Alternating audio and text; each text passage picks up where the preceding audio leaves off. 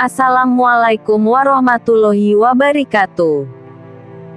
Kapolri Jenderal Listio Sigit Prabowo buka suara soal perkembangan terkini kasus kematian Nofriansyah Yosua Huta Barat atau Brigadir J. Sebagaimana diketahui, hingga kini telah ditetapkan 5 tersangka dalam kasus ini. Salah satunya mantan Kepala Divisi Profesi dan Pengamanan, Kadif Propam Polri Irjen Verdi Sambo. Lalu, 4 tersangka lainnya yaitu Richard Eliezer atau Baradae, Ricky Rizal atau Bribka RR, Kuat Ma'ruf, dan istri Sambo yakni Putri Chandrawati. Kelimanya disangkakan perbuatan pembunuhan berencana terhadap Brigadir J dan dijerat pasal 340 subsidiar pasal 338 junto pasal 55 dan pasal 56 Kitab Undang-Undang Hukum Pidana KUHP. Kejagung akan turunkan 10 jaksa dalam rekonstruksi kasus Brigadir J. Ancaman pidananya maksimal hukuman mati, penjara seumur hidup, atau penjara selama-lamanya 20 tahun. Terbaru, Kapolri merespons soal pengajuan banding pemecatan Sambo hingga rencana rekonstruksi pembunuhan. Verdi Sambo dijatuhi hukuman pemecatan atau pemberhentian tidak dengan hormat (PTDH) melalui sidang Komisi Kode Etik Polri (KKEP) yang digelar Kamis tanggal 25 Agustus tahun 2022 pagi hingga Jumat tanggal 26 Agustus tahun 2022 dini hari. Tak hanya dipecat, Sambo juga dijatuhkan sanksi etik dengan dinyatakan melakukan perbuatan tercela dan sanksi administratif berupa penempatan khusus selama 40 hari. Atas keputusan majelis sidang ini, Sambo langsung mengajukan banding. Terkait ini, Kapolri belum bisa memastikan apakah banding yang diajukan Sambo bakal diterima atau tidak. Ya, kita lihat saja bandingnya diterima atau tidak, kata Sigit saat ditemui di Bundaran HI, Jakarta Pusat, Minggu, tanggal 28 Agustus tahun 2022. Sigit mengatakan, Sambo memiliki hak untuk mengajukan banding. Menurutnya, ini bagian dari proses pemecatan terhadap Jenderal Bintang 2 itu.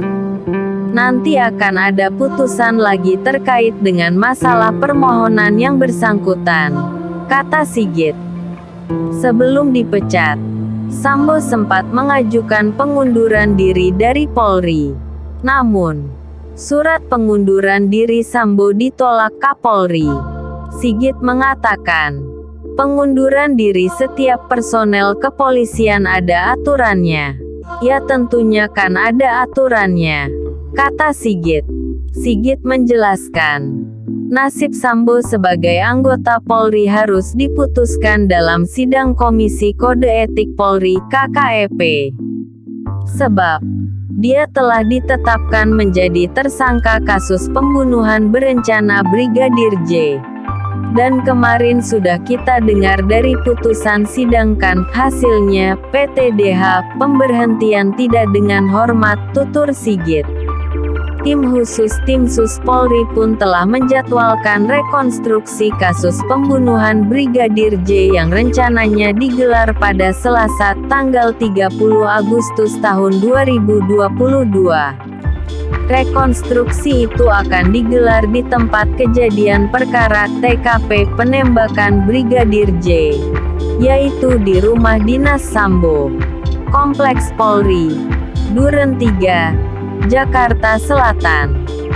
Rencananya, rekonstruksi akan menghadirkan 5 tersangka dalam kasus ini.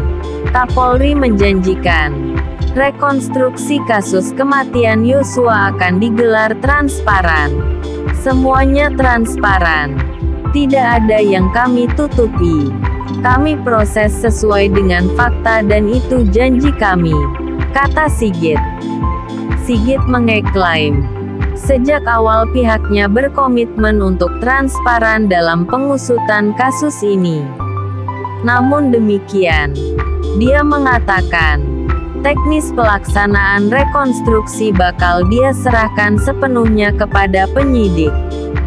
Sigit juga mengatakan, berkas kasus dugaan pembunuhan berencana Brigadir J hampir lengkap. Berkas yang dimaksud ialah milik 4 tersangka pembunuhan yang sudah dilimpahkan ke kejaksaan, yakni Ferdy Sambo, Barada Richard Eliezer atau Baradae, Bribka Riki Rizal, dan Kuat Ma'ruf. Sigit menjelaskan, proses pemeriksaan terhadap Sambo dan lainnya sudah hampir selesai. Sementara, berkas tersangka lain yakni milik istri Sambo atau Putri Chandrawati, belum dilimpahkan ke Kejaksaan Agung karena masih disusun.